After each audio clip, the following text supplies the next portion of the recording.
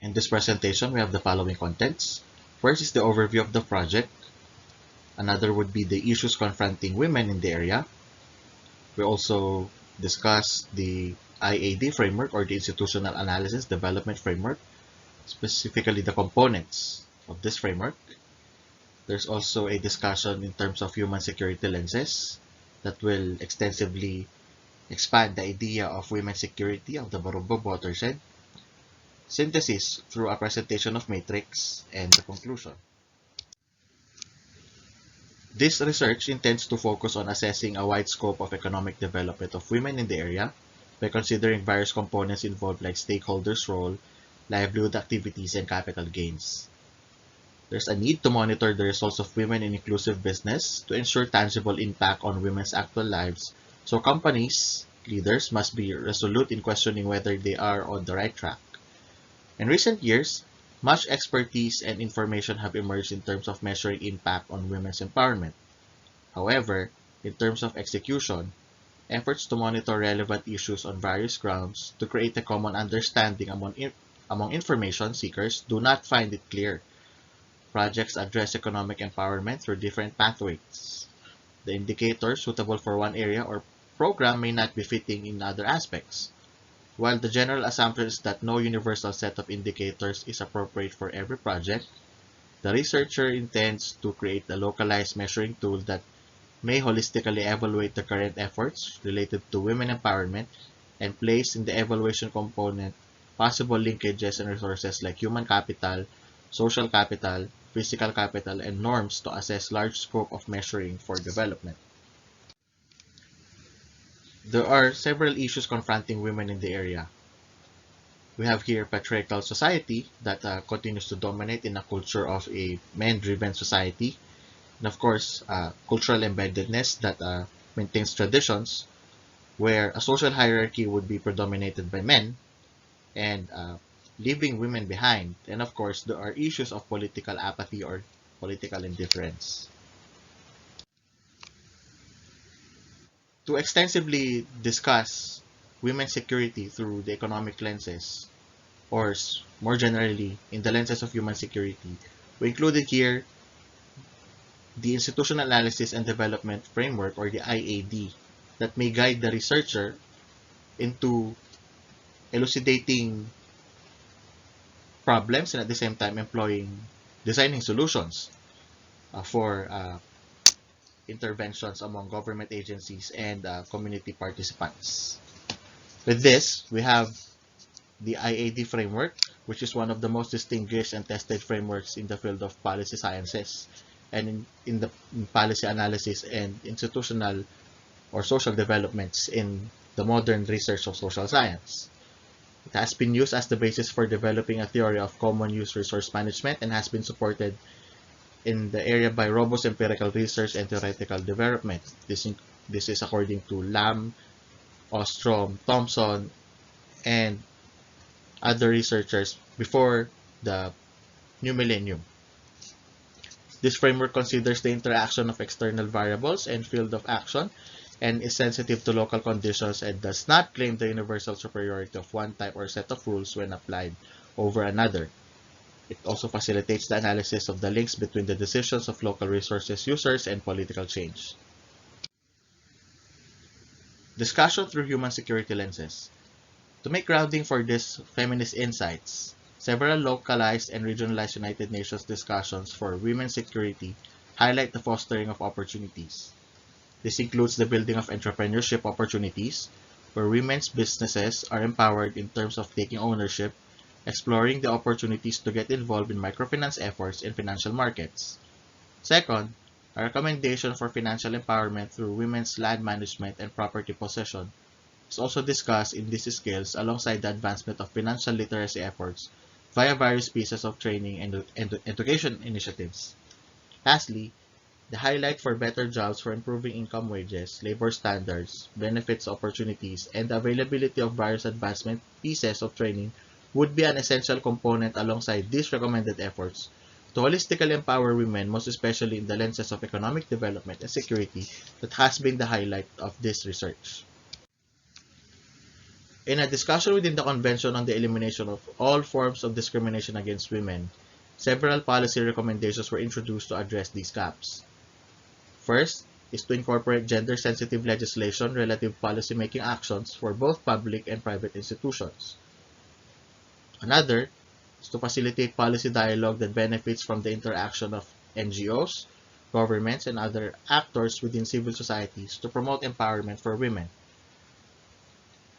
Next is to foster effective accountability mechanisms for gender equality, employing regular documentation and information dissemination championed by experiences and data interpretations that implies the need to empower women in a multidimensional perspective. And of course, to recognize the leadership and innovative role that women are taking in conflict resolution and peace building, and further the support of these efforts in various societies and policy arena. In addition to this, the grounding of the implementation of policy framework were also highlighted in the research, noting that there is a need to create an enabling environment that supports women's empowerment, which provides resources to various organizations and institutions. In the research, we highlight capacity development and ensure women's participation in full gender mainstreaming in legal mandates and discourses relative to peace and post-conflict resolution efforts, and to provide a collaborative avenue to create a common database of materials essential for gender equality and human security discussions and promotions, including therein lessons learned, good practices, training materials, research results, and codes of conduct. So, in the discussion of IAD framework, we identified specifically or discussed specifically in the action arena the action situations, the participants and their interactions, and including the designing of evaluative criteria that may determine the outcomes. So in this presentation, we will highlight several components that are vital to the discussion of women's security, specifically in the Barobbob watershed. In this action arena, we have identified actors and the respective problems encountered. First would be in the community members, where there is a potential community altruism among the indigenous participants. And of course, we also identify local government staff as part of the actors uh, that play a vital role in terms of social development and capacity building, wherein there's a need to intensify coordination with public and private organizations towards these respective capacity building efforts and economic related developments.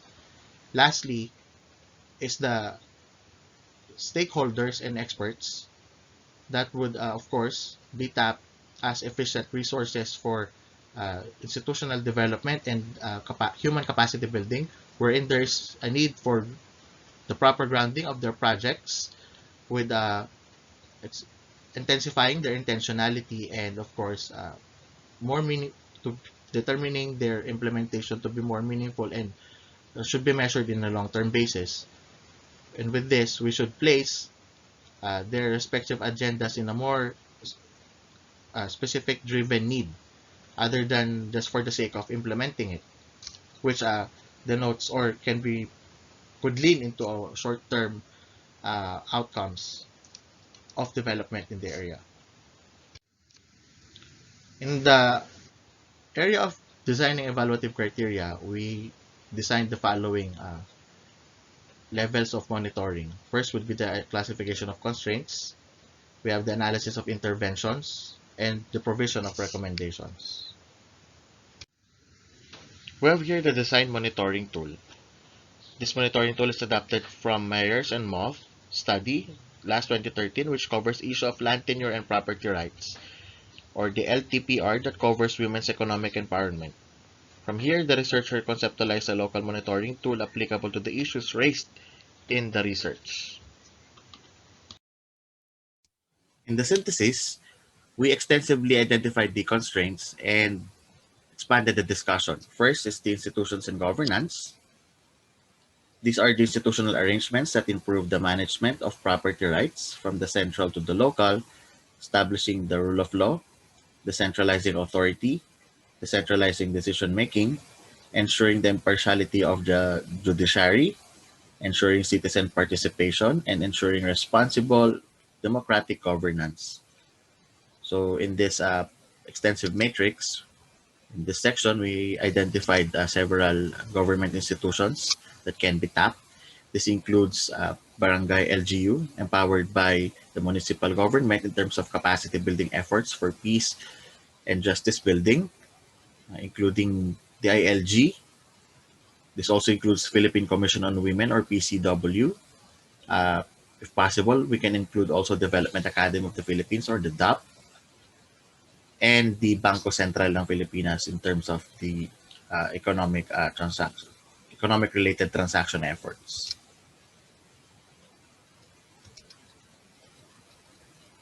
We also have the legal and regulatory framework. These are the interventions that provide an individual, group, community, or legal entity with key property, exclusion, and transferability rights, and generally focus on legal and regulatory reforms that improve clarity of rights, strengthen ownership of rights, and provide legal channels and due process, most especially securitizing women. So here we include efforts or tapping DOJ and also the NCIP that protects the indigenous communities, and further about PCW and also DepEd. For the rights awareness and empowerment,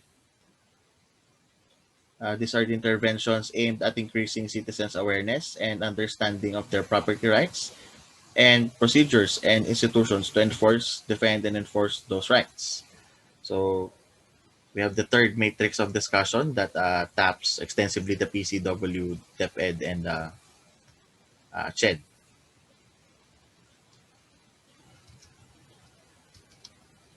We also have the conflict and dispute resolution.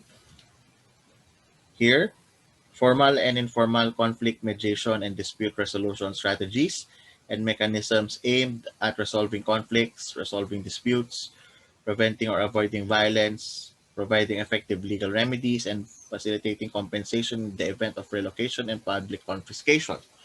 So here we have identified the constraints with the actions taken with the interventions, of course, of continuing interventions of the LGDOJ and PCW.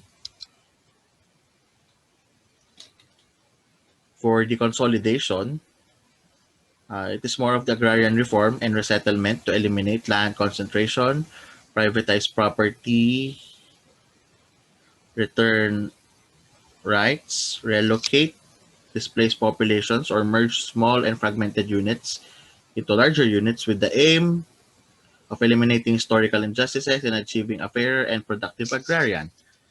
So with this, we uh, continue to tap the same government institutions uh, to further the security concerning women. We have the rights delivery and administration. These are the effective and inexpensive land management interventions that legally links to land resource and property with the exercise of those rights in practice and focus on improving the effectiveness and outreach of government in support of registration of property, rights, land, demarcation, prospecting, mapping, and cadastral development. So we include here the Land Registration Authority or the LRA, further tapping of the Department of Justice, and of course the guidance of the Philippine Statistics Authority. The last one would be the resource use management. This would strengthen property rights and governance to improve land and natural resource management, nature conservation and biodiversity conservation, or land use planning for community and rural development, including interventions such as participatory decision making, zoning, trust, conservation areas, protected areas, and co-management models. So we have here the continuing partnership with the DNR or the monitoring of DENR and also the PCW and the DOJ. So with this extensive matrix, this can be used as a guide to monitor and at the same time uh, key in specific solutions or interventions should we address the specific concerns identified by the same matrix. I can share with you this specific comprehensive paper discussion as we connect together in our social media research platforms.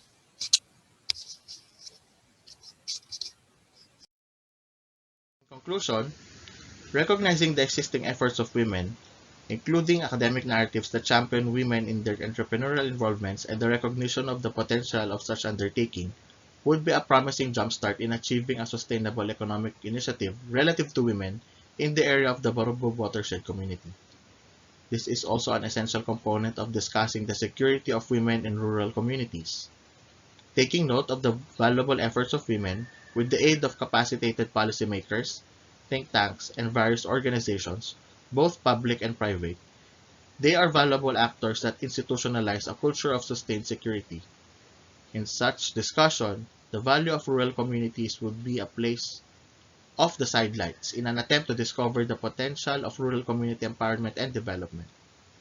In addition, the theoretical and conceptual discussion of localizing human security in terms of defining women vulnerability and assessing women in rural areas, eventually seeing women as potential dividends, producers, and partners to empowering local communities and local economies, would change the landscape of governance and culture in places like rural area where the Barobbob Watershed Occupants Associations have emerged. The norm of labeling communities as land managers should be manifested beyond the boundaries of patriarchal culture and recipient to opportunities mindsettings. The next steps of this research would be to have an analysis towards the indigenous people's participation, or having them as a community in the area would be an essential component, or they may play a vital role. So with this, there is a need to measure their uh, participation and what could be their possible role in terms of the development of the community itself. And of course, there is a intent to further ground the design discourse of the Sustainable Development Goals, wherein there's a further need to measure these goals by mapping them in the discourse of discussion and analyzing relative efforts of these SDGs through a framework application in the area. We can further connect in social media, and through this paper we can discuss together and connect via ResearchGate, or uh, have formal communications towards identifying further literatures, and this research may be a contributory factor to other uh, ongoing efforts of research relative to Barobbob watershed community development. Thank you very much.